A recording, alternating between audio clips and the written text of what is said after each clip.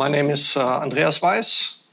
You can find me on the web under the moniker of Comic Sans MS in various places.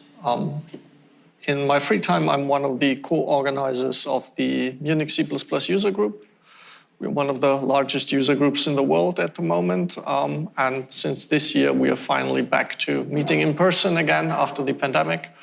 We're always happy to welcome visitors, and we're always looking for people who want to give talks. So if you're interested in this, please feel encouraged to reach out. We're always happy to hear from you. In my day job, I currently work as a runtime engineer for Woven by Toyota, which is the software subsidiary of Toyota. So I'm working on automotive software and like actual in-vehicle software. And today, the topic is going to be library interface design, and in particular, how to build robust library interfaces that are hard to use incorrectly. So the motivation for this talk comes from this book. You might have seen it before. I've seen it in a couple of slides at this very conference. 97 Things Every Programmer Should Know. It's edited by Kevlin Henney. And it's just a collection of a number of articles that just give like general advice on how to make your programming life better and easier. A lot of the authors of this book are actually at this conference. I'm not sure if any authors are actually in the room. I don't think I see any.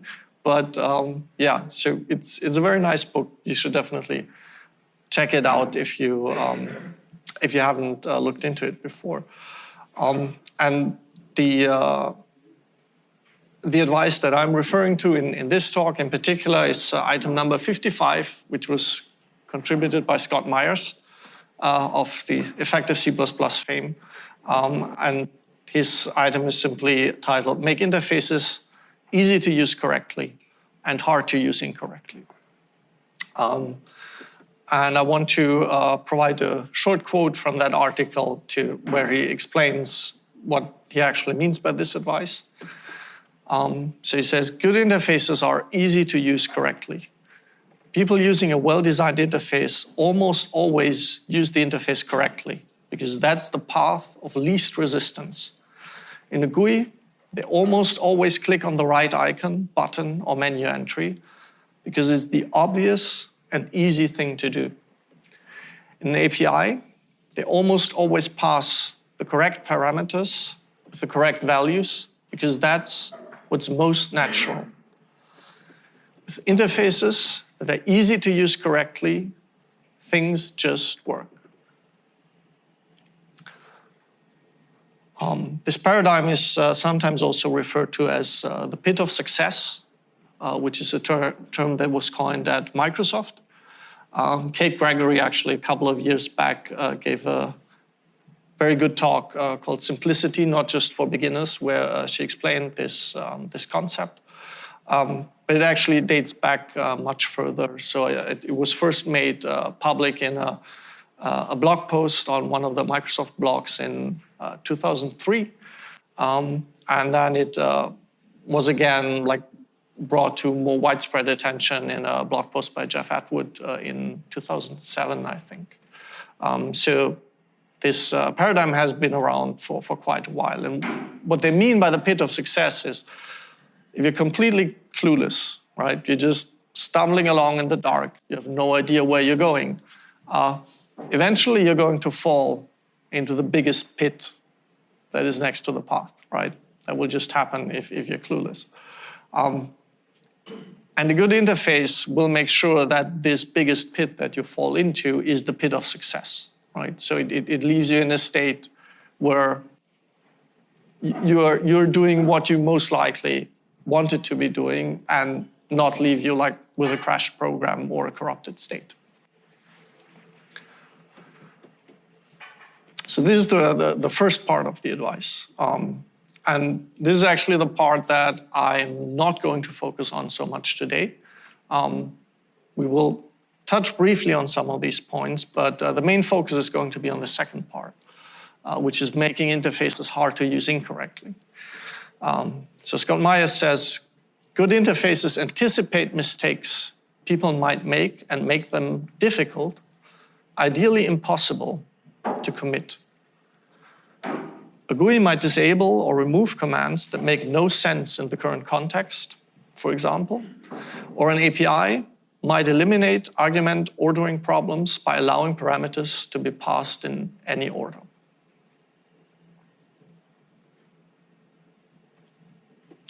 So this is an overview of what we're going to cover today. We will start by talking a bit about preconditions and trying to establish a categorization of the different kinds of precondition violations that we could encounter in a library. We're then going to look at how we can leverage the type system to prevent such precondition violations. And in particular, we're going to be looking at various techniques for the two categories. One that restrict access to data, and the other that restrict the control flow. So Scott Myers speaks of incorrect use of interface. So what do we actually mean by this? What is an incorrect use? So let's start with something familiar and look at the interface for std vector. So this is an example where I guess it's pretty obvious that something is not right. So we resize the vector to size 10, and then we try to access the element number 99, which is clearly out of bounds. So this will lead to undefined behavior. If we're lucky, our program is going to crash. If not, then this might actually silently produce bogus results, and it might be a pain for us to debug if this happens. So why is this an incorrect use? The fundamental problem here is that we violate the precondition of the element access operator with the array brackets, which says that we're only allowed to access elements that are within bounds of the vector. And all of the functions that we encounter as part of an interface provide such a contract.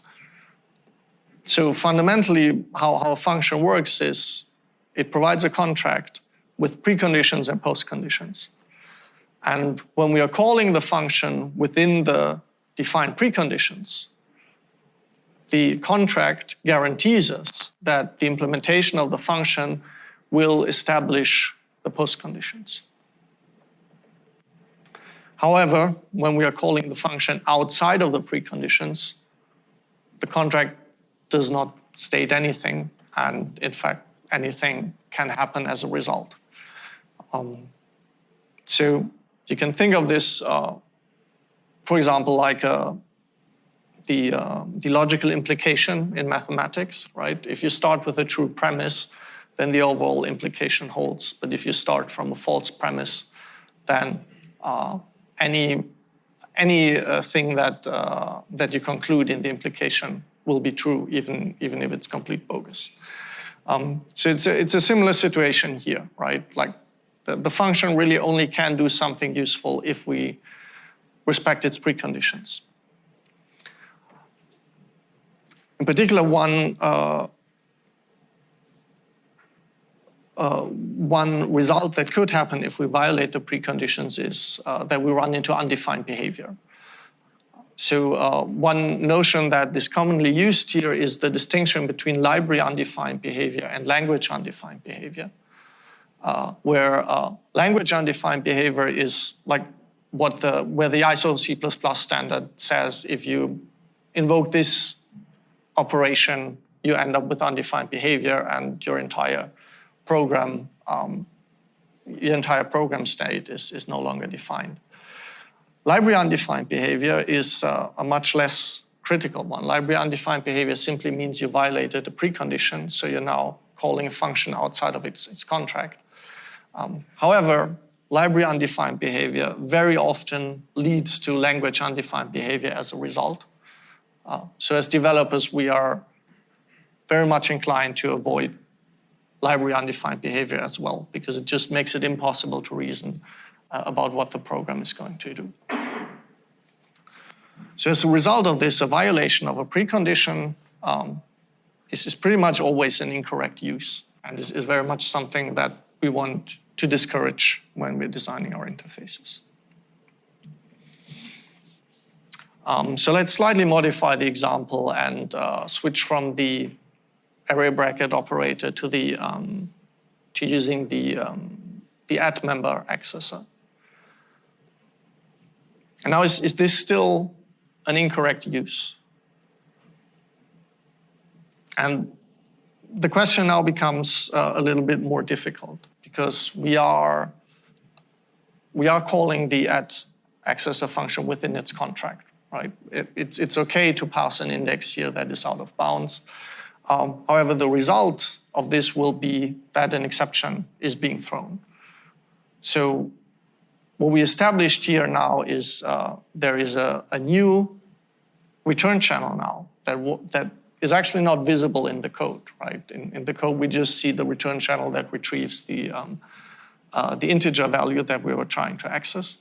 And the user now still needs to handle this additional error case, which brings its own possibilities for incorrect use. Another example would be the square root function, right? So the mathematical square root is not defined for negative numbers. The standard library square root function, we can call it with negative numbers, but what we will get back is, so the standard just says it's an implementation defined value, but if you have not a number representation for floating point numbers available on your platform, then that is what you're going to get. So again, the value that we get back here is not actually a useful result of the computation. We probably want to check for this if we're using the function and we're not sure that that the number that we pass to the function call is not negative. And if we continue calculating with the not a number value, if it's returned in this case, it's going to taint all subsequent computations. So eventually this will surface as an error. So these last two examples are examples for a widened contract, right? So the core operation, the core thing that we were trying to do was still invalid, right? I cannot calculate the square root of a negative number, right? So establishing the usual postcondition is not possible. Similar for the element access out of bounds. But what we did here is we artificially widened the contract to say, like, we don't make these hard preconditions. We reduce the number of preconditions, and thus, seemingly, we have reduced the opportunities for incorrect use. However, as a result of this, our postconditions with the new functions also became significantly more complex, right? In the member access case, we established a whole new return path that wasn't there before. And in the square root function, we now have like these weird floating point values that could be, that behave completely different from any other floating point values, and that we need to handle specially. So the bottom line here is that widening the contracts really does not help us to prevent incorrect use. They might prevent us from incorrectly using it in one place, but because of the increased complexity in the postconditions, I've now created lots of opportunities for misuse in other places. There's another reason why widening preconditions is sometimes ill-advised, and that is that I simply cannot detect all possible preconditions, right? Like some things I just cannot include in the contract. If somebody is passing me a pointer to a garbage piece of memory, I have no way of detecting that. So I have to make it a precondition that you give me a valid pointer, right? So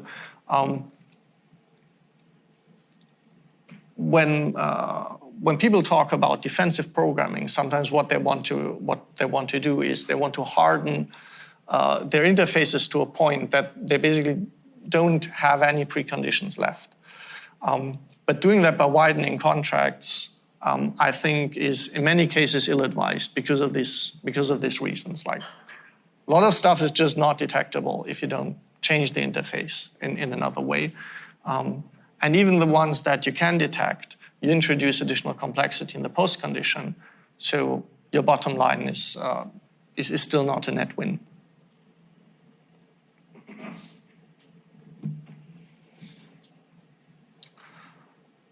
So let's look at another example here. So I have a function that wants to compute some result, and as a first step of the computation, it zeroes out the buffer where it wants to store the result of the computation. And you probably spotted the mistake already. We've all made this mistake. The second and third argument are swapped, right? So if the value that I want to set the buffer to actually goes in the second place, not in the third place. And this is not necessarily a precondition violation, right? So depending on what the values are that are passed to the mem set, it might still do what the contract claims that it does. But it's probably still an incorrect use, right? It's still not what we expected as the user.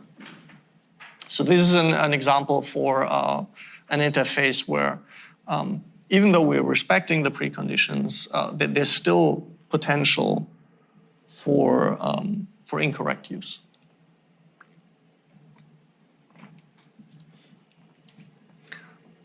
So all of the examples that we've seen so far, we're dealing with violations that were somehow related to the arguments that we pass to the functions. And this is the first major category of use that we need to think about when specifying our interfaces. It's like, if we accept some arguments, and like, what is the range of valid values that could be passed to these function calls? And of those values that could be passed here, like, what are actually the values that make sense within the contract or the function?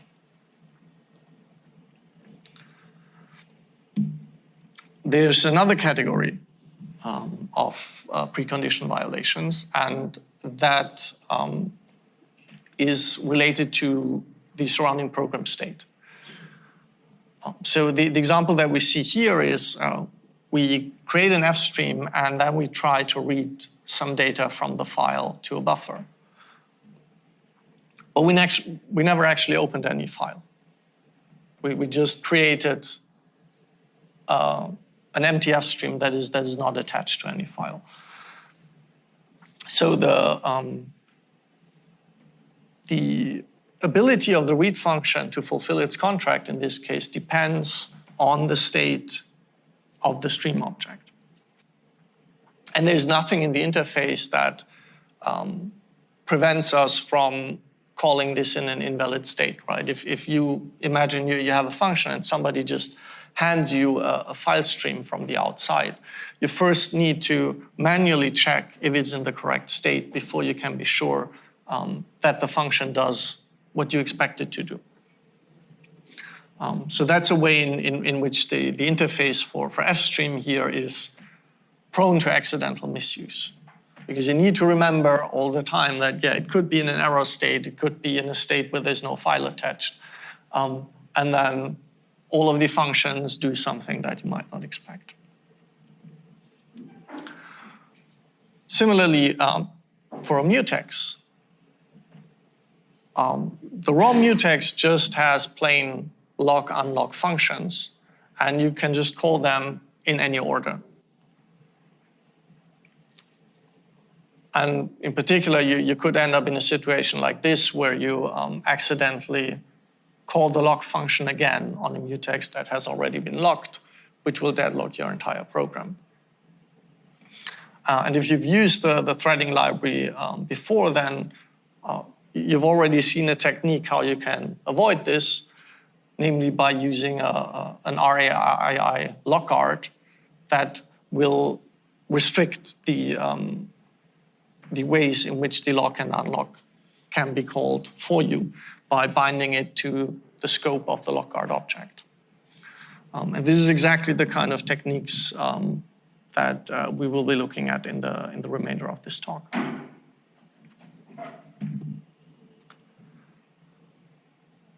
This is a particularly tricky kind of misuse because it's here the state that we're interested in is actually not bound to the object that we're working with.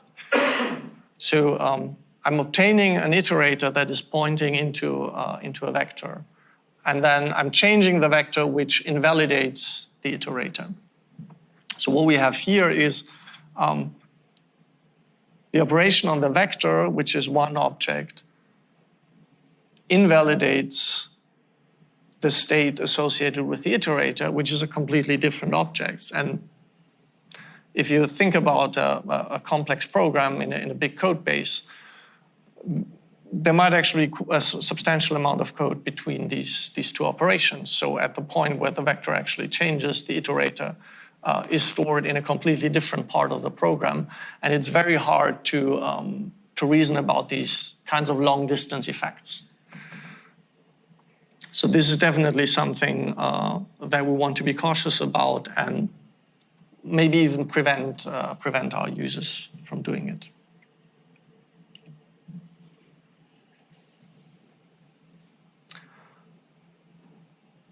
This is also an interesting kind of misuse, and one that I think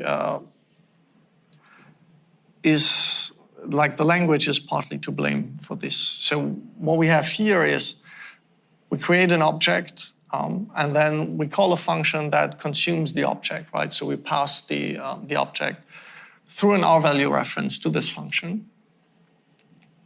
But then afterwards, we again try to do some computation on the object, which may or may not work.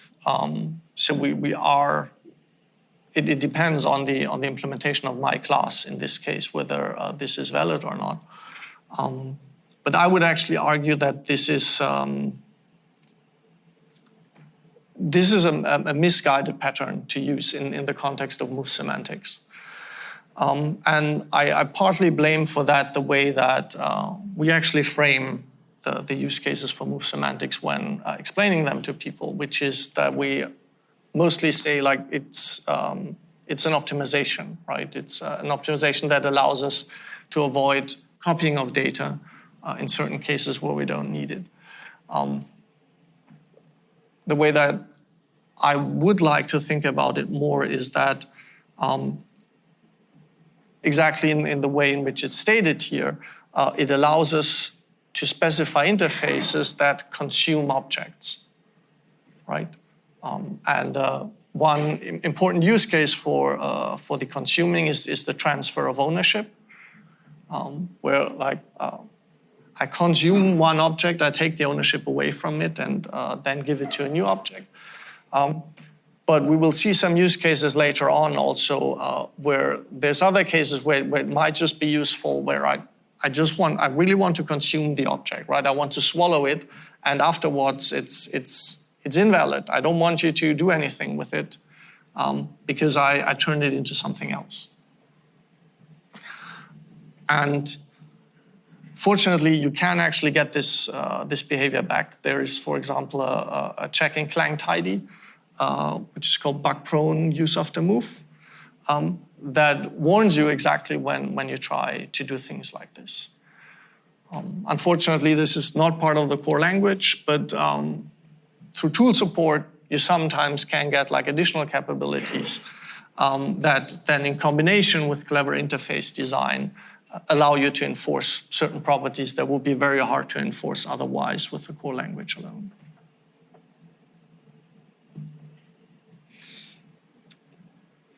So all of these second sets of examples that we've now seen, I'd like to summarize under the term invalid context, right? So it's not about the actual values that are passed to the function call. It's the context in which the function call happens, right? Like what is the state of the object? What is the state of the environment in which this call was made?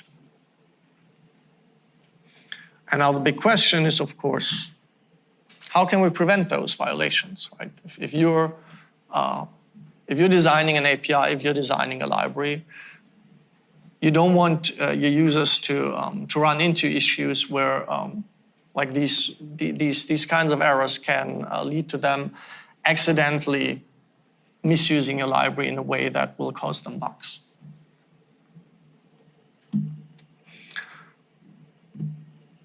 And of course, the sharpest weapon that we have here is the type system. What is the type system, right? Like why do we need this? Why do we assign types to variables? Why is this useful? The type system allows us to do two things.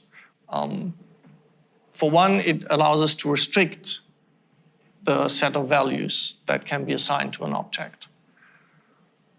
So if you think about it, for the built-in types, this does not happen so much. But if you define your custom type, you can restrict it to any range of values that you want, right? You can just enforce in the constructor, for example, that all the values stored in an integer fall within a certain range, right? And you can enforce that in various ways. You can clamp the values. You can have a runtime check that throws an exception if you're outside of the valid range.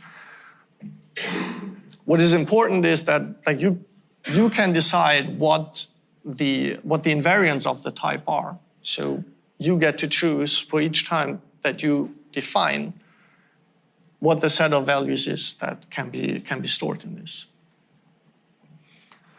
And the second thing that the type system allows you to do, and this is probably the more fundamental properties, is it allows you to restrict the set of operations that can be applied to a specific object. So if you think about like a 32-bit floating point number and a 32-bit integer, right? They are the same size. In memory, they are indistinguishable, right? The difference that the type brings to you is like what happens if you do something with these numbers, if you print them, if you add two numbers together, or do any other kind of computation, right? It will emit different machine code for a region of memory depending on what the type of the data is. And if we look at these two properties, then you will notice that it's like this is a pretty good match for the two types of precondition violations that we were talking about before, right? The one category of errors was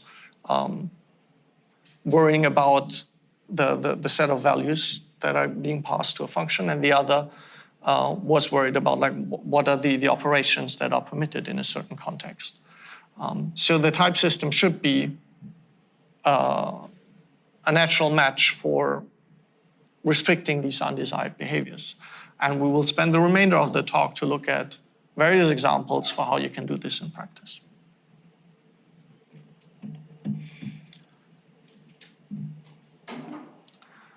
So let's start by looking at an API that is very easy to use incorrectly. So this is from the OpenGL API. I don't know how many people have done graphics programming with OpenGL. It's a fairly old API. It was designed in the early 90s, and this is one of the places where it shows its age.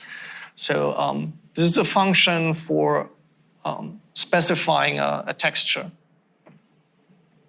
for rendering in OpenGL. And textures are pretty complex objects, even in the old OpenGL API. So we need a whole bunch of parameters to specify what our textures look like.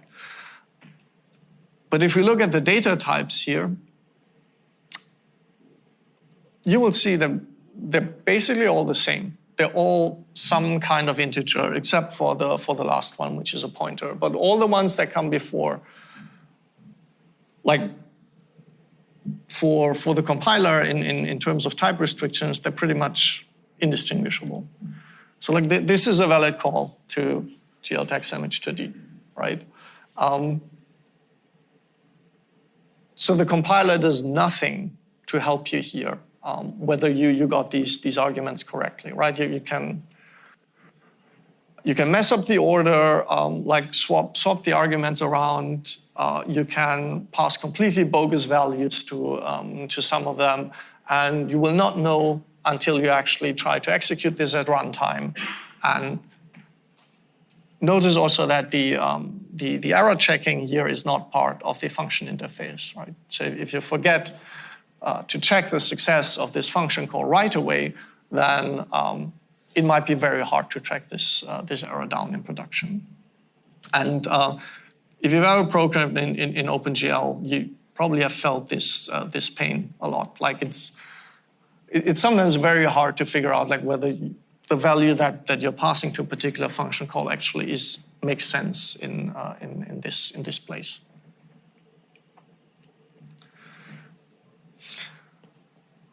So in particular, all of the enum values that we saw here, which specify like the texture type or the format,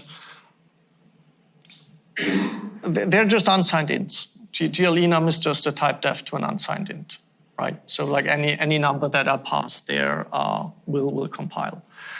The actual enumerator values are defined as preprocessor constants. So there's no relation between the value for the enumerator and the type for the outlying enumerations. Implementations try to keep unrelated enumerator ranges distinct from each other. But this isn't always the case. Actually, some of the values even overlap, right? In particular, common values like 0 or 1, they might be redefined to different constants. So you could actually be using the wrong enumerator and still get the behavior that you wanted, just because it happens to map to the same value. And yeah, the compiler simply will never catch anything here, right?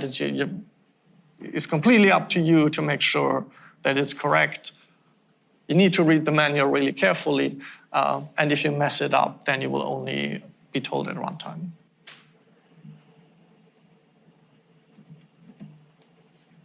So an obvious way to improve this, which you have probably already been thinking about, is you could be using scoped enumerators, which we added to the language in C++11. So with an API that uses scoped enumerators, we get a bunch of advantages right away. So first of all, there is no implicit convertibility from int to one of the enumerator values or between the enumerator values of unrelated enumerations. So if I have an API right here where I say, yeah, I want you to set the shape color, and I give a shape value and a color value, if I accidentally flip the order of the arguments, it simply won't compile because the arguments are not convertible to each other.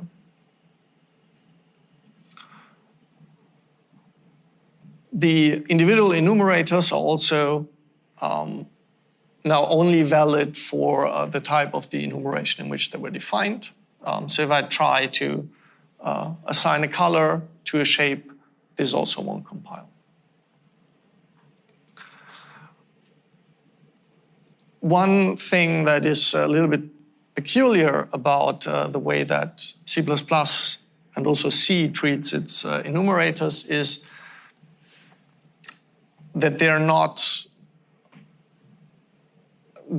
restricted exclusively to the values that you list as the enumerators, right? So in particular, we see down here, we still have this escape hatch of using a cast to cast an arbitrary integer value to an enum value. And it's obvious in the cases where the number corresponds exactly to one of the enumerators, then it's obvious that this will work. However, if it's another number that does not correspond to one of these, in some cases it works, and in others it doesn't. So in this case, we are using the shape value 3. And this, in this case, is actually valid, because the standard says that as long as it falls within the range of the smallest enumerator value and the biggest enumerator value, and it's basically representable for like a bit field that will be able to represent the smallest and the biggest one, then it's a valid value. And the use case why this is allowed is simply because enums are often used for implementing flags, right? So you have a value, and you use the individual enumerators to set individual flag bits in this value.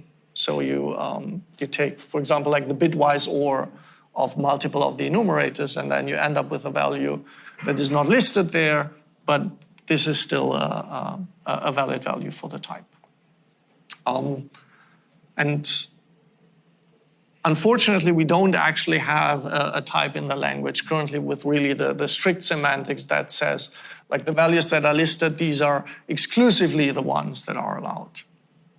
So this is always a case that you need to think about. But I think it's already much better than what we had in with the unscaled enumerators, and where you had to worry about like this implicit conversion between unrelated types as well.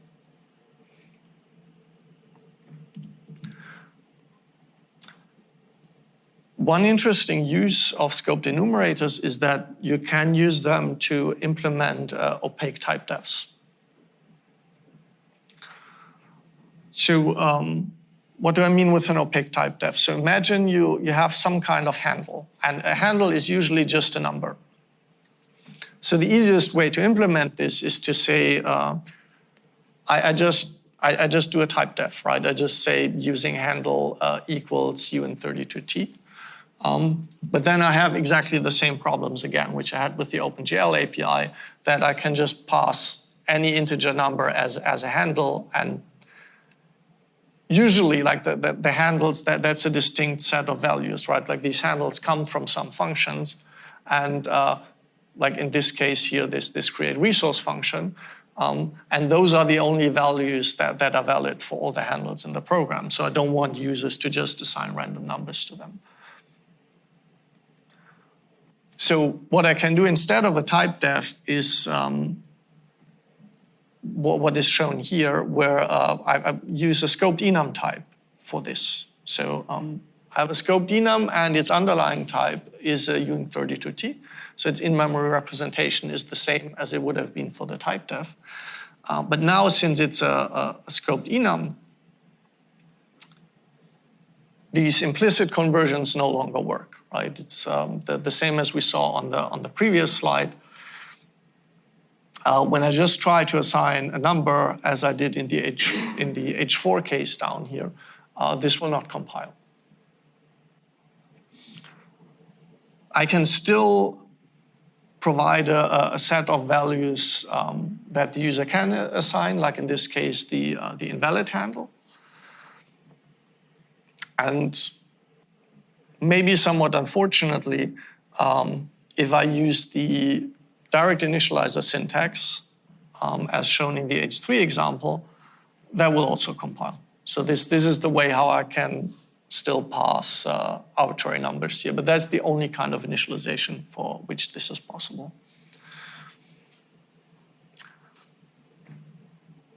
Probably most crucially,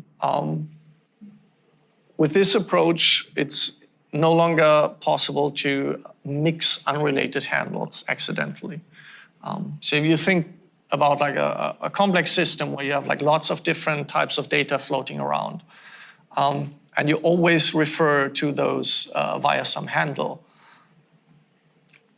then you will end up with lots of these APIs where you have to give like several handles as arguments, and you absolutely don't want to confuse those. Because in most cases, these handles are not randomly chosen, right? They correspond to something like an index in an array in the end. So if you confuse them, it's very likely that your program will continue running. It will just point to a different set of data than you intended it to point to. So if you're using values like this, right, where the in-memory representation may just be an integer, but there's actually a semantic to it that this number is only valid in a specific context, like here for the handles, then make sure that you use an opaque type def, and that will actually catch a whole class of errors for you and make your interfaces much more robust.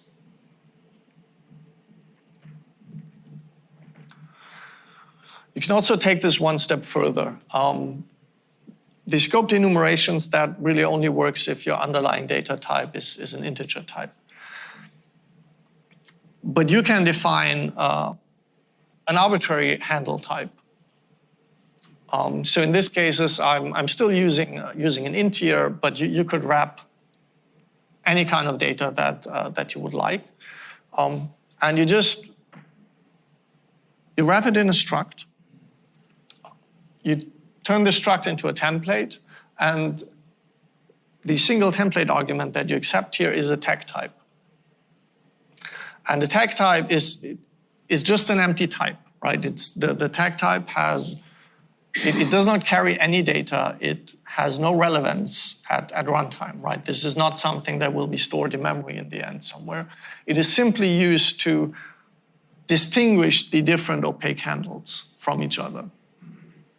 So as we see here in the middle, I'm defining two different tags, one for file handles, one for process handles.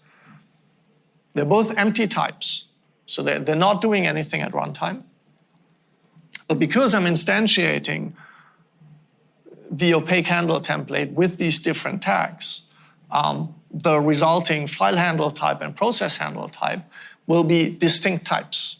And they will be incompatible, right? Even though they come from the same template, the resulting types, they have no relation to each other. And if I want to allow them to be convertible to each other, that is something that I have to opt into, right? That is something that the opaque handle type would have to explicitly support, for example. But if I just do it like this, it's an easy way to be able to like just stamp out a lot of these handle types very quickly with very little overhead for the developer. And yeah, as we see in the bottom, at the bottom, if I would now try to assign a handle of one type to another, it simply will not compile. So why would you do it this way? Why would you go through all of the trouble of defining a template and doing this whole dance with the tag types?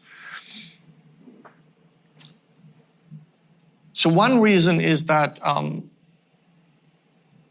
if you have all of the types come from the same template, that allows you to perform certain operations when you're doing metaprogramming, right? So you can still do like some limited kind of reflection on these handles. which is interesting. Like if you're building like very elaborate constraints at metaprogramming, then that might be helpful. But the more common use case is probably that you want your opaque types to be able to do certain things besides just being a thing that can hold a handle, and then you cannot really do anything with this handle except passing it around. For example, very commonly, you might want to be able to compare two different handles if they're the same or if they're different. You probably want to be able to store your handles in a container, like a map or a hash map. And in that case, you will need support for the less than comparison or the std_hash function. You might want to be able to print the handle types, for example, for debugging purposes or for logging purposes, in which case you would need an O-stream inserter operator or a std formatter if you're already on C++20 format.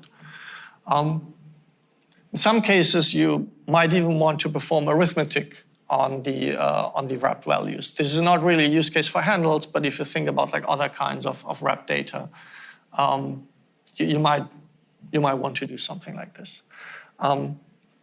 And the advantage now is, since all of the opaque types come from the same template, I can enable these operations on the template level, and then all of the opaque types that I stamp out from these templates get support for this. And you can go pretty crazy there by making this fully configurable so that you can very easily opt in for each opaque type def that you create, what sets of operations you actually want to support. And if you want to see how that looks like, if you build a whole library around this concept, Björnfaller, for example, has a nice library which is called StrongType, which you can find on GitHub, which provides exactly this functionality.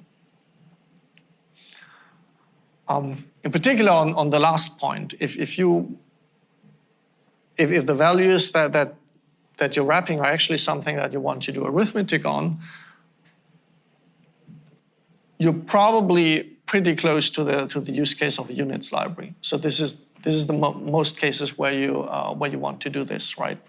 So for example, you're wrapping like some kinds of physical units, and you still want to do calculations with these, but you don't want to be able to accidentally use, for example, two different unrelated physical quantities in the same calculations, or to mix two values of different units or different magnitudes. And fortunately, Mateusz Pusch, who has been working on this topic for a while, will have a talk right after this one where he talks all about units. So if you want to see how this plays out in detail, I can highly recommend that one.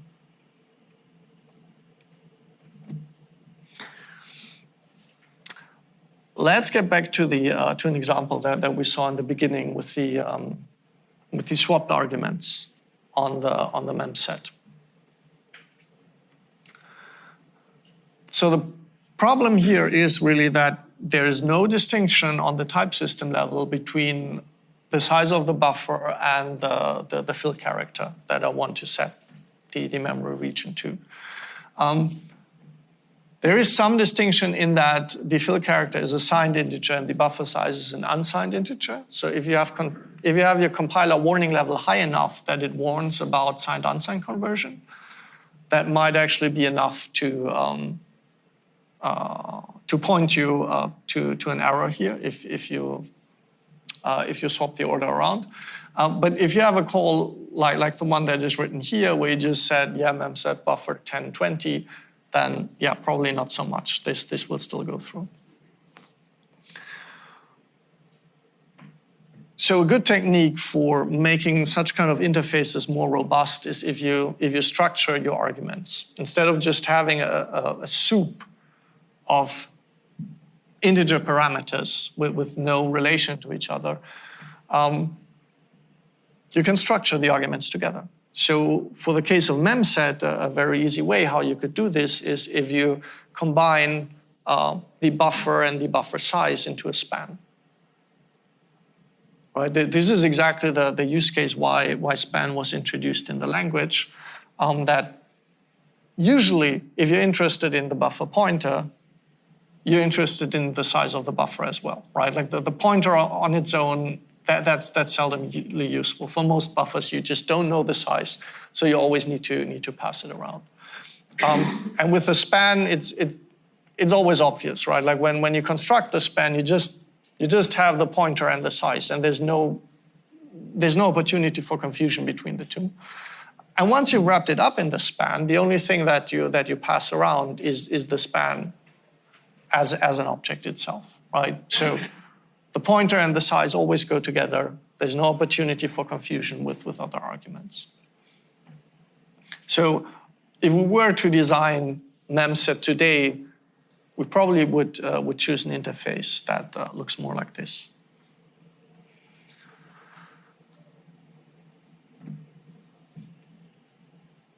You can also go one step further. Like span is a very particular use case, and we have a bunch of vocabulary types for similar use cases. But if you have an API that does not really map well to any of those, you can of course always just define your own struct. So in this case, at first glance, it doesn't look too useful, right? Because we just group all of the parameters together. So now we have the soup of stuff in the struct. But there's a vital advantage here, and that is that when we assign the values to a struct, it gives us the opportunity to use the names. So before C++20, this would get a bit lengthy if you had to write it out, right? Because you first need to instantiate the struct, and then you would need to say like struct.buffer equals struct.size equals. So you would get like one line for each field and had to repeat the struct name. So people didn't really like to type that much, so they were just using the shorthand syntax with the braces, and then again they were losing the names, right? So that's like if you've worked with APIs that are heavily on passing arguments by structs, and your fellow developers don't like writing the struct name, then they will probably use this style. And then it gets pretty confusing again, because then you have to look up the struct definition, like what was actually like the third field in the struct, what was that actually doing?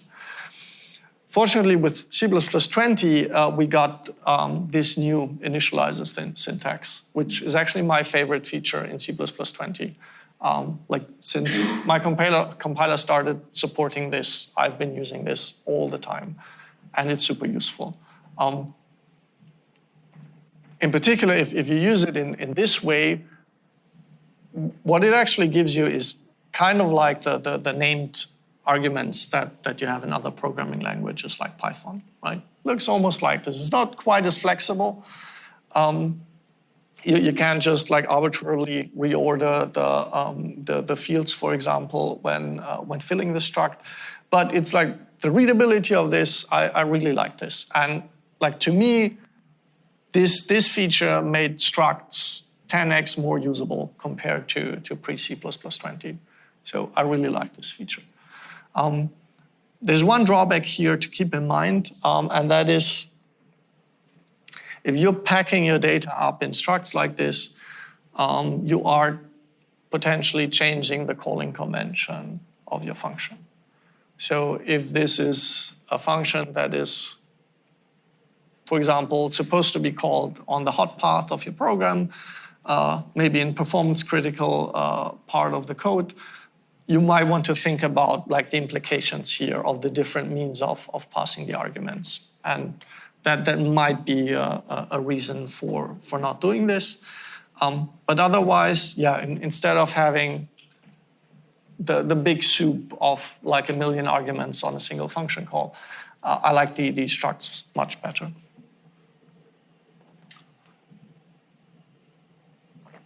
One thing that this also allows you to do, and I didn't include a slide for this, but if you're interested, you can look this up. This actually allows you to make your APIs forward compatible in a way. So if you look, for example, at the Vulkan graphics APIs, they use structs for everything, for all the parameters. And they have a very clever mechanism in how they define their structs so that it's forward compatible. So they can extend the API in the future, and they will not break existing code by introducing these extensions. So that's a pretty clever technique. If that's a use case that you worry about, I highly recommend that you check out how they do this.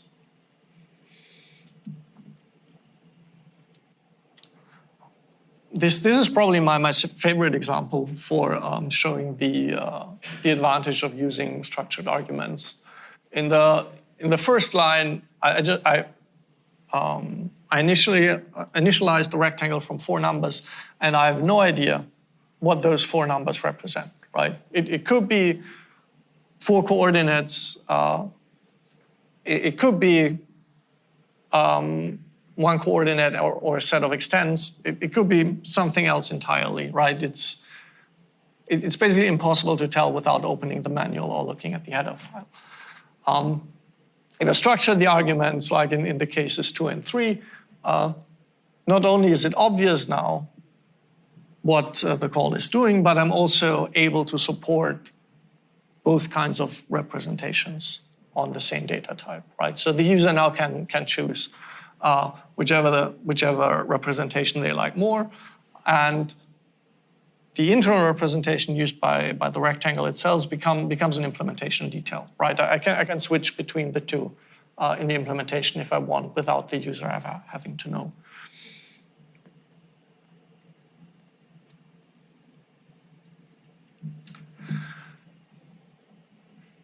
Closely related to this is what I call here the structured data access. And the example here is the variant. So with the variant, you have one of 3 data types that is stored inside the variant. And if people start using variant, then the way that they usually start using is how it's written below, because that is just the imperative way to think about it. Yeah, like it could be any of the 3. So I actually write an if condition which checks now which of the 3 is actually being stored in the variant, and then I retrieve it and I do something like with this kind of data, right? And you will write branches like this all over your code. So people that first start using variants, this is what their code mostly looks like, right? You will have ifs everywhere, and yeah. So this has 2 disadvantages. The first one is that the code is not very pretty. But the second one, which is more crucial, is that nothing prevents you from forgetting to handle a certain case here, right? So in some very few cases, you're really only interested in the variant if it contains a circle, right? And in the other cases, you just don't want to do anything. But the much more common case is that you always want to do something. It's just you want to do different things depending on what is in the variant. And if you now accidentally forget to handle one of the cases, it's a bug. And this becomes particularly problematic if, God forbid, somebody ever comes around and adds a new kind of data that can be stored, like a new kind of shape to the variant. Because now you have to manually go through all of your ifs in your entire code base and adjust them to deal with the new shape.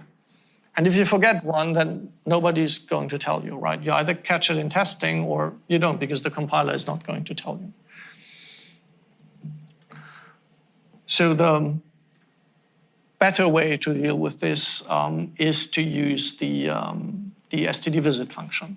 And people usually shy away from this because it looks a bit weird and it's less familiar than the if syntax. But if you plan to use variant, then I highly recommend that you take a close look at this because it's really worth the mental effort. So what the visit function wants from you is, so you pass it a variant, and you have to pass it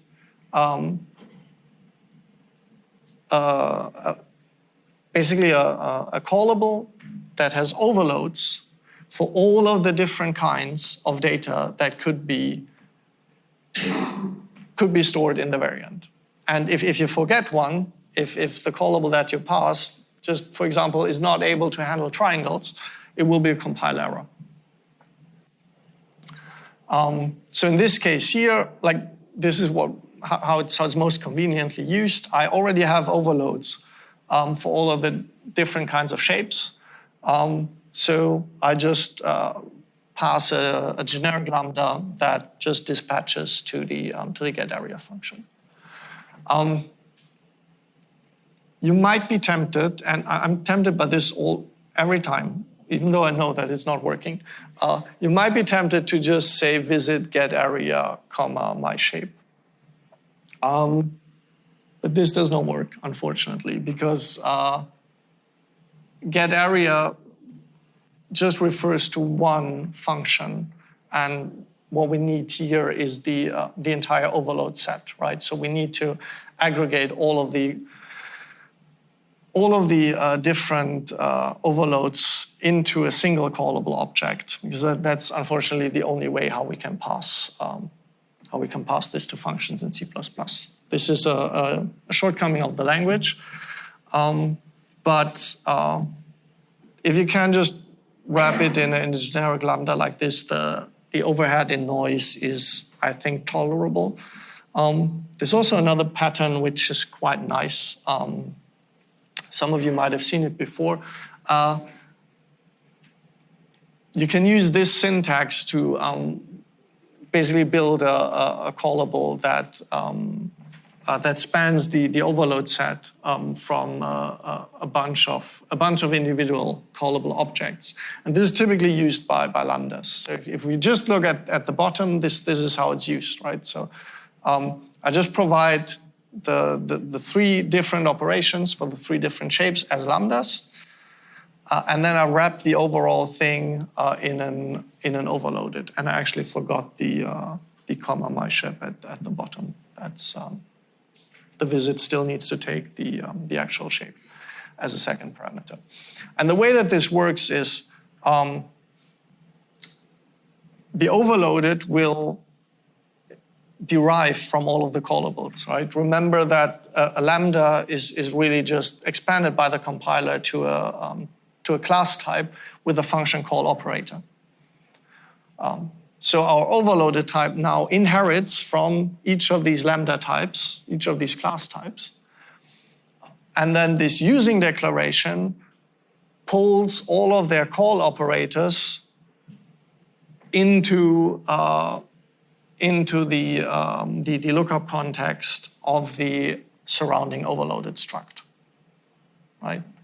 So that's a neat little trick to pull a bunch of unrelated callable objects together and have them form a single overload set in a single callable object. Unfortunately, this overloaded is not part of the standard library, even though it's quite useful and quite universal. But in C++20, it's literally just these two lines. In C++17, you might want to add an additional line with the deduction guide. But in 20, it's this easy. So just put it in a utility header somewhere and use it often because it's useful.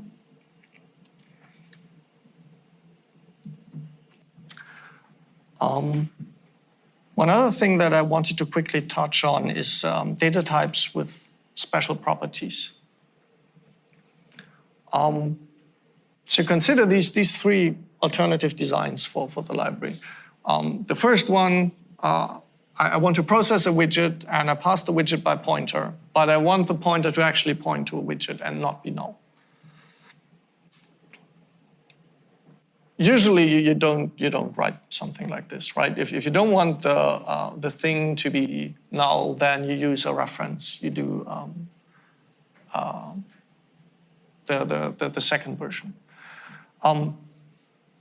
But there is also the possibility of the third one, where you do accept a pointer, but you wrap the pointer in a special data type that does not change anything about the data representation. Again, like a type that does nothing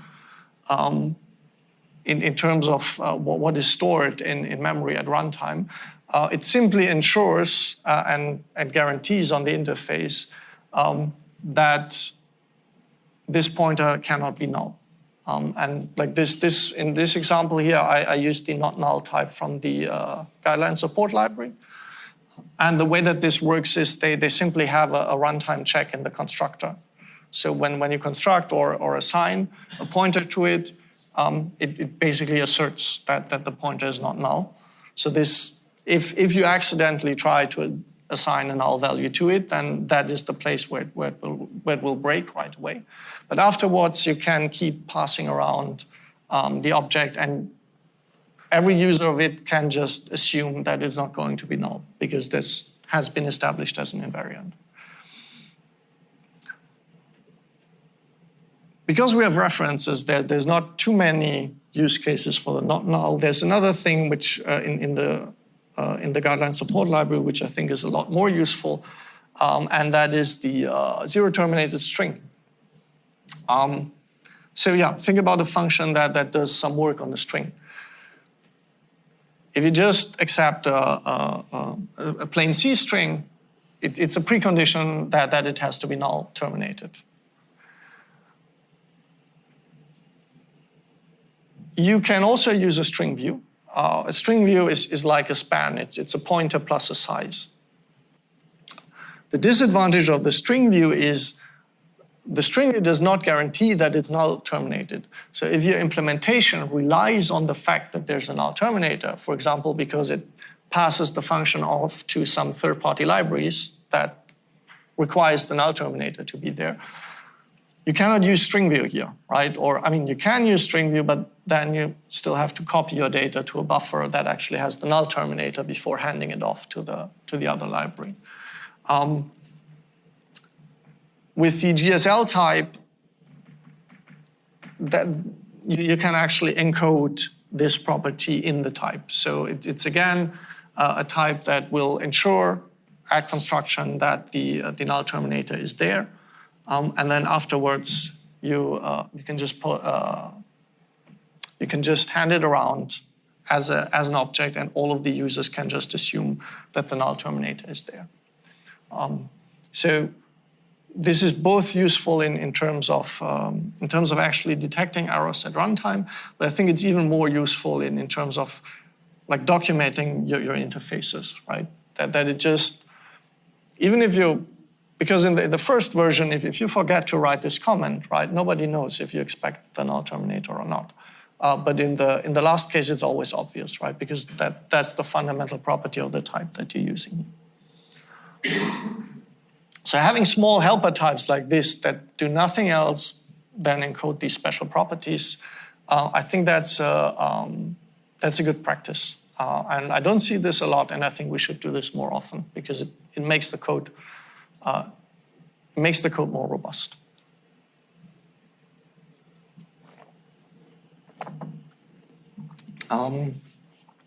Next, I want to show a pattern that I find quite curious. So in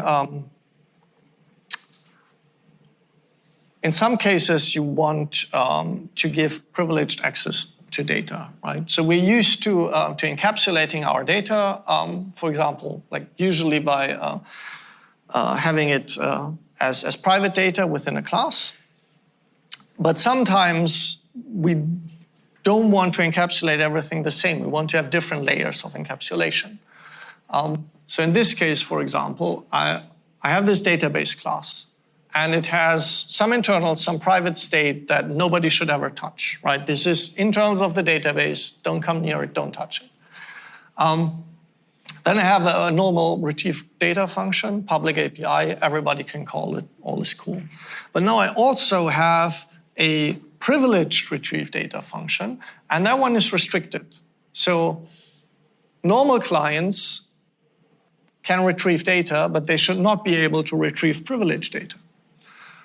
The privileged client, on the other hand, should be able to retrieve both the normal data and the privileged data. But I don't want the privileged client to be able to see the private state. So normally what you would do here is give the privileged client friendship from the database. Then it would be able to call retrieve privileged data, but it would also see all of the internals of the class. So this is a very coarse mechanism, and in many cases it's not fine-grained enough. So one technique for giving more limited kind of friendship is this here. So I introduce an access token struct. And this is an empty type. This does not carry any state. But it's not constructible by anyone except the privileged client, right? So the only thing that I can do with the access token is construct it and destroy it. That's all that it does. But the only one that can construct it is the privileged client, right? So in this case, the friendship, it's not a bad thing that the friendship is so broad, because the only thing that I can do with the token is construct and destruct it. So giving complete friendship to the privileged client is fine. Now on the database, what I do, I require, in order to call the retrieve privileged data, I require the access token, right? So even though it's a public function and all clients can see it, only the privileged clients are able to call it, because they are the only ones that can build an access token. And I would claim that this is also an API that is somewhat self-explanatory, because if you find this overload, and the first thing, like if you're an unprivileged client, the first thing that you're wondering, oh, that's interesting, how do I get to this access token? And then as soon as you look up what this access token is, then you will realize, oh yeah, this is actually not for me. This is only for privileged clients. So yeah, if you are in a situation, like the best is always not to give friendship, but if you are in one of the rare cases where you have to give friendship, make sure that you limit it as much as possible. And introducing proxy types like this is a good way of doing this.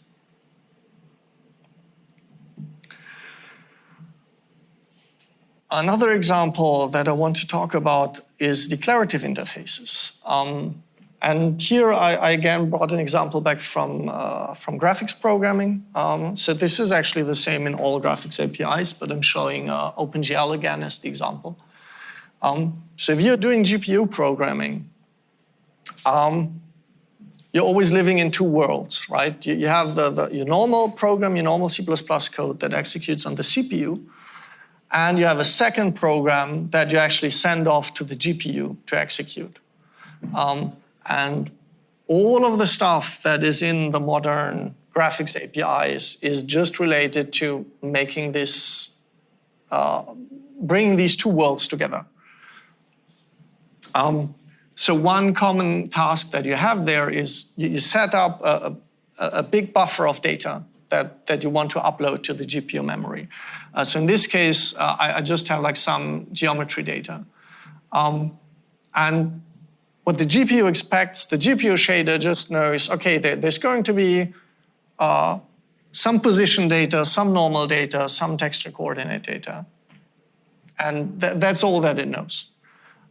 And the CPU now sets this up. So in this case, it all goes into a single buffer as interleave data. You might choose other data layouts as well.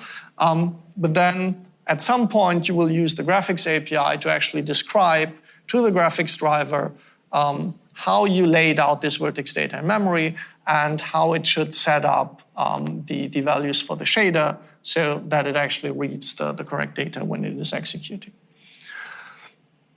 And the way that this is typically done is like you first create the buffer, and then you have a bunch of these vertex attribute pointer calls where you actually specify what the stride is, what the offsets are, and where like the individual bits of data can be found in this buffer.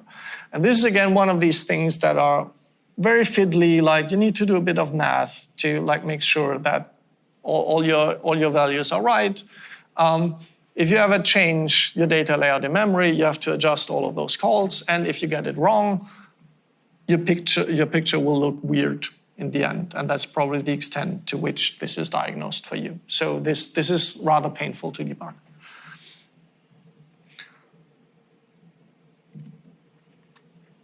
So on the C++ side, what you will typically have if you have an interleave buffer like this is you will just have like a single struct that defines your vertex format, and then you will have a vector or another kind of contiguous data structure with all of the vertices in it. So instead of requiring your users now to do these fiddly vertex attribute calls, you should try to choose a declarative interface. So what you could do instead, and what actually some OpenGL libraries also do for you, is you just describe your format in a declarative way, right? You just say, basically, you describe what your struct looks like in a declarative data type. So you say, my vertex format has 3 components: 3-dimensional position vector, 3-dimensional normal vector, 3-dimensional texture coordinate vector. And then for binding this to the shader, you simply say which name the components are bound to, right? So like in the shader code, all of these variables will have names, and we simply bind it like this, right? We say the position component is bound to the thing that in the shader has the name position, has the identifier position, right? And that's all that you need to write now. And all of these little details, figuring out what the correct offsets are, which buffer this comes from, you can hide all of that away in this declarative data type. So I don't want to go too much into the detail how this is implemented, because this can get quite involved. So this is not something that you write in like half an hour. But in general, if you have APIs like this that are hard to use, try aiming for like a higher level representation, like a more declarative style that saves your users from having to do these difficult calculations by hand.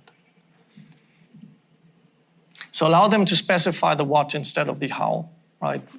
Go away from the imperative paradigm. Restrict the parameter space to a set of predefined sensible values, like what, and usually like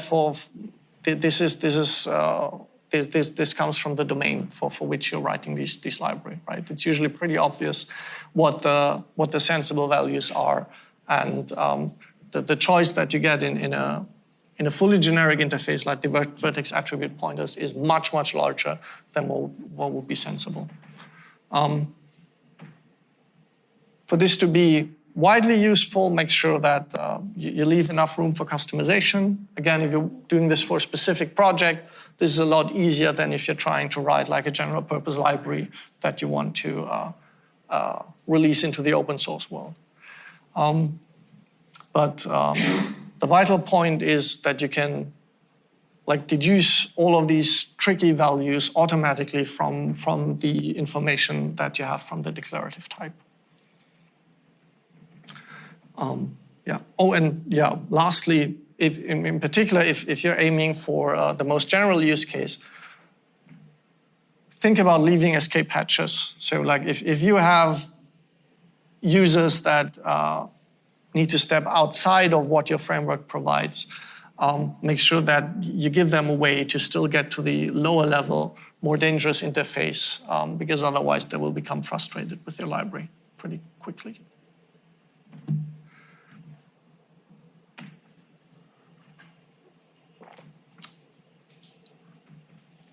So we're talking in the beginning about like these kind of precondition violations that depend on the state of an object. And this can be difficult to get right. So one example that I like to use here is if you have two-phase initialization. So your constructor, it constructs the object, but it leaves it in a state that does not allow you to do anything useful with the object. The file stream was an example for this, right? Like if you just default construct the file stream, but don't open a file, it's not left in a useful state. And there's this, it's a pattern that you should avoid if you can, but in some use cases, this kind of like deferred initialization is actually important. And if you are in one of these cases, I think it's important to know how you can make it less error prone to use.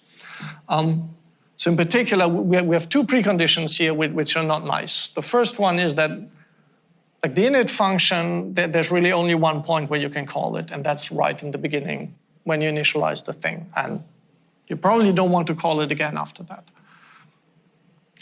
And all the other functions, it's the opposite, right? You want to call them only after the object has been initialized, but not before.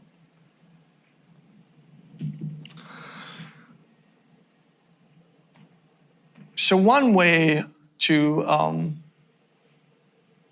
ensure that people don't misuse it is to just don't expose the partially constructed state, right? Just say, okay, like the only way to create a widget is through a function that actually also initializes it. And for some use cases, that is good enough, but it's not very nice. And in particular, if you do care about like really being able to defer the initialization, then this is not helpful for you.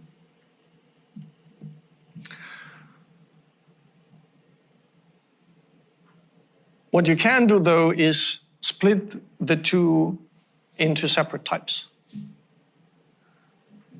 So you will have one type for representing the uninitialized state, and you will have another type for representing the fully initialized widget.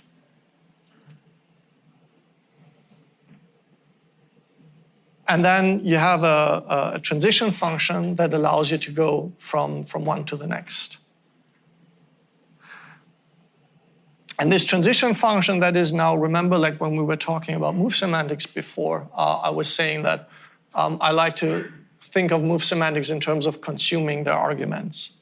And this is exactly the case here, right? So we're taking an uninitialized widget, we're consuming it and transforming it into a fully initialized widget, right?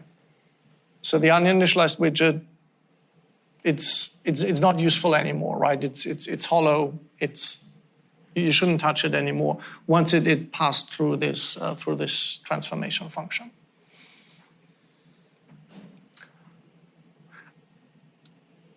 And doing it this way, there is some overhead, right? There is potentially some runtime overhead here in doing this transformation from one object to the next. And there's certainly some implementation and maintenance overhead here, because now, yeah, you doubled the number of types, right, that you're floating around, and somebody needs to implement all of this. So this is not always straightforward. But if you find yourself in a situation where like people write a lot of bugs because of like distinct states like this, think whether the separation of your types is sensible, or whether it doesn't make sense to like split your type up to like better represent the different states as distinct types.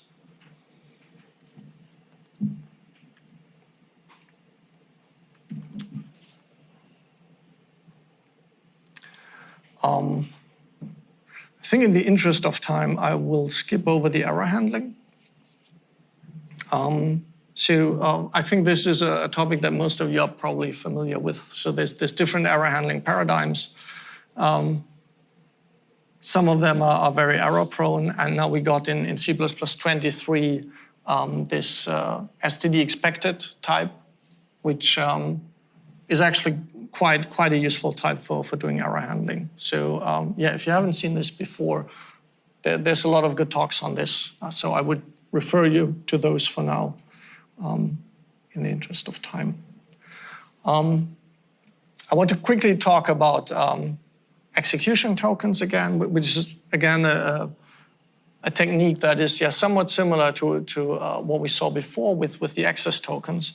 Only at this point, I want to use them to restrict the circumstances under which a function can be executed.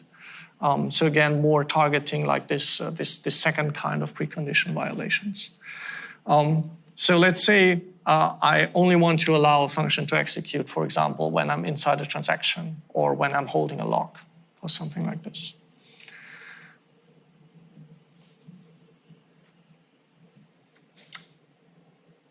And the way that I can implement this is again by introducing such a token class that does not really hold any runtime data, but it represents that a specific context has been established, right? So a very simple token that you could think of is a lock guard, right? If you're passing a lock guard to a function, then that communicates to this function that like you have actually locked this mutex that the lock guard is holding, right? So if you want to write a function that should only be called when a certain mutex is held, then adding a lock guard as a parameter, that's a clear hint that you need to remember this, right? And it's then much harder for the user to forget that this is required. But you can also use this in other contexts. So like this is just like a very abstract example. But I mean, like we saw more concrete examples before, and the idea behind the technique is always the same, right? Like we want to encode certain properties like into the types, right? We attach to the token the meaning that it represents that the context has been established. And so in this example, this was shown to represent a one-off event. I can also use it in more complex contexts. So I was mentioning already the fact where we only want to allow certain function calls within a transaction. This again, again going back to the Vulkan graphics API, they have like these transaction-like contexts for recording commands that you send to the GPU, right? So like all of these VK, CMD functions are only valid to call when you're inside one of these begin-end command buffer blocks. And if you want to enforce this, then of course it's quite simple. If you just say, yeah, well, I only expose those command calls from an object that actually, through its lifetime, represents the transaction context, right? So imagine like you're opening the transaction, and now the only way that you can make changes is through the transaction object. And the transaction only closes once the transaction object goes out of scope. That is the idea here. And you can go more crazy if you want to by also, again, using such a transform function pattern for switching between the different transaction states. So very quickly, the last thing before we wrap up, you can extend this to arbitrary state machines, of course. So you can model arbitrary states as individual data types and then use transition functions to go from one type to the next. Right? This is this pattern, like in its most general, most extreme form. And this is not always useful, right? This is an API that is quite restrictive because you now have a lot of data types flying around, and it is very, very restrictive in what you can do with this, right? So I'm not recommending this as a best practice, but I think it's a pattern that is useful to keep in the back of your head, because there are like cases where like going a little bit into this direction is useful for making the API stronger. In particular, if you compare to the other side of the spectrum, which is the fully dynamic at runtime, like what you know if you look at the Gang of Four book, what they have there in the state pattern, which also models different states, but is not enforced at compile time at all. It's all happening at runtime. And this is still useful, in particular for the one implementing the state machine, but it's not so useful for the user. So yeah, sorry for skipping through those last few a little bit quicker, but we're actually on time. So to conclude, you can harden your interfaces to make it much harder to violate the contracts. There's these two fundamental classes, like restriction of the arguments to prevent these invalid argument errors, and the restriction of the context in which you allow executions. And I showed you like a whole zoo of techniques that you can use. Not all of them are useful in all contexts, but I think they're valid to keep in your toolbox. And yeah, be wary of the trade-offs that come with them. With that, thank you for your attention.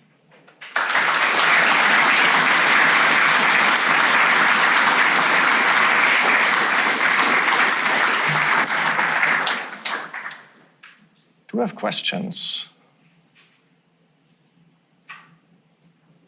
Daniel.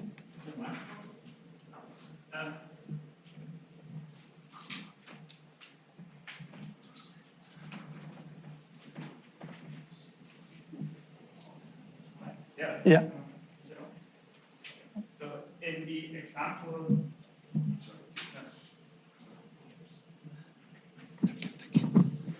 So in the example, of your widget and an initialized widget, is there any reason why you would want to have this as a free function or not simply as a constructor? Let me see if I can find it again. This one with the two-phase initialization, or? Yeah, but I think it was a little bit later. So here, yeah, where do this thing? Right, because I imagine that it might be more natural to just use it as a constructor argument to the widget. Right. Yeah. Actually, that's actually very useful because like in C++, the way that you bring objects to life is a constructor, right? And a lot of the facilities, especially in the standard library, stop working if you create objects through a function instead of through a constructor. So yeah, you're 100% right. The best way to do this is to have the constructor be the function that performs the transformation. Yeah. This is just like, this is slide code. I thought like this makes it a little bit clearer like what the nature of the transformation is. But yeah, if you implement something like this, the constructor is the better place. Yeah. Matthias?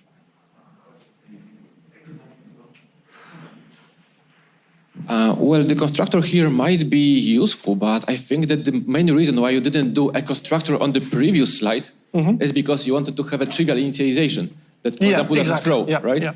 So if you will be putting this in the constructor, actually you could do the constructor right away here, rather than doing init functions separately. Exactly. Like if this is your scenario, then yes, then the separation makes sense. But here we already have the states separated into the two objects. So here you could put it on the widget constructor without losing the flexibility. Yeah. So earlier on, you used a struct, so you could use a syntax .x equals 1, .y equals 2 when you're passing the function parameters. Yeah. Doesn't that allow you to omit one of the function parameters? It does, yeah.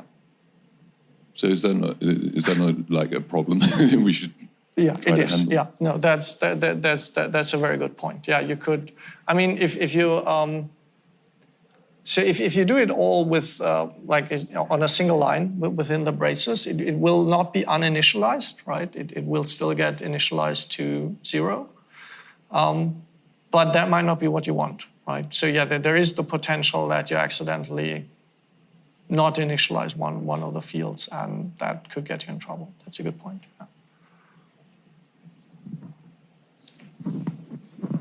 Yeah, I wonder if there's any scope for C++ concept to even to be yet another tool for constraining arguments and so on.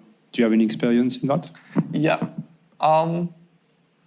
So the problem with concepts is that they only restrict what happens at compile time, right, and not what happens at runtime. So if you want this to have an effect on, like, for example, the runtime values that you want to be allowed to be passed to a function, you still need to define some type that encodes this property, right? Once you have that, then concepts might be a reasonable way for shaping the interface. But yeah, you first need to settle on, yeah, I actually want to write a type that encodes this particular runtime property.